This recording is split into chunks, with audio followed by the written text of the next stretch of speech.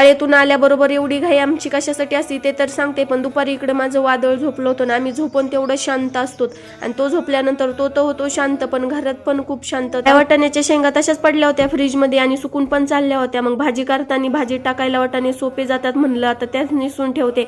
आणि एवढी हसताना तुम्ही मला पहिलीच वेळेस पाहिलं असेल, कारण दादूचे पप्पा मला इकडे हसायला लावित होते म्हणून मला खूप हसायला येत होतं. आणि इकडे आमचे येडे चाळे बघा, तसं केल्यानंतर दादूला खूप हसायला येतं आणि खूप मज्जा वाटते. मग पप्पासोबत धिंगाणा घालून झाल्यानंतर लगेच आला माझ्याकडं, म्हणलं आता आपले वाटाणे उचला बाबा, नाहीतर एक सुद्धा वाटाणा राहणार नाही. आणि माझे वाटाणे पण सोलायचे झाले होते.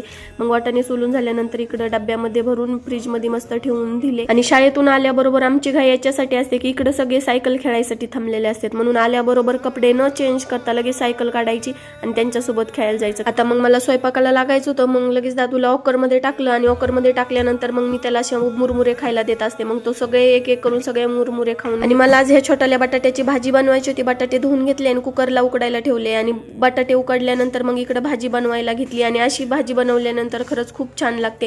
मी बऱ्याच वेळा बनवलेली. मग इकडे छान भाजी पण झाली आणि भाजी झाल्यानंतर मग मस्त जेवण पण करून घेतलं. व्हिडिओ आवडला असेल तर चॅनलला सबस्क्राईब करायला विसरू नका. चला मग भेटूया नेक्स्ट व्हिडिओमध्ये.